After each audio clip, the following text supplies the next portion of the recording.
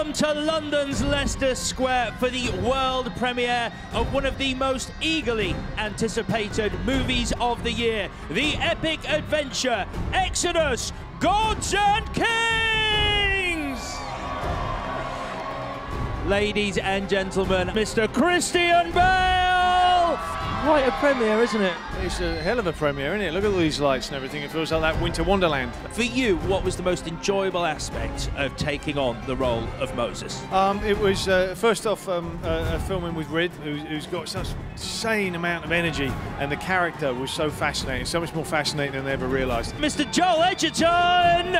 This is great. I'm having it's a pretty amazing turnout. Joined now by Maria Valverde. What was it like putting that costume on to play her? Amazing. You feel like you're a princess, and you have to be like a princess of the movie, and all the costume and the makeup and the hair and everything is like a dream. Scale's been a word that's been used a lot tonight, but it's quite rightly epic. How would you describe it? You just did it. Epic. You shared some very close scenes with Christian Bale. How was it like collaborating with him on this film? All my scenes basically were with him. He's deeply thoughtful, very well prepared, generous, and I would say a noble soul.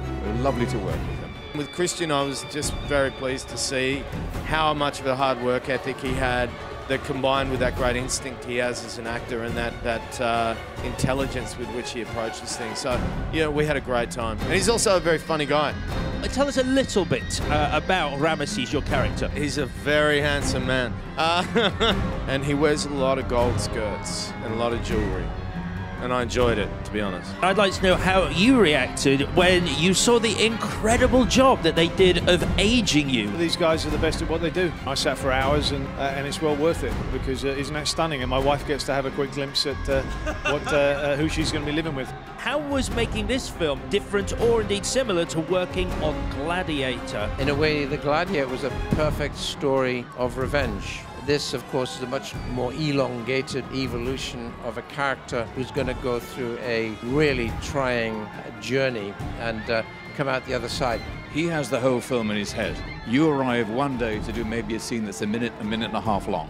He will place you perfectly in the bigger mosaic of where your little piece fits. It's not modern, it's not kind of tiny movie making, it's grand scale movie making, but with a really, really important message to it. Without compromising any quality, the speed at which Rid films at, so it keeps it very, very fresh, so there's so much energy to it.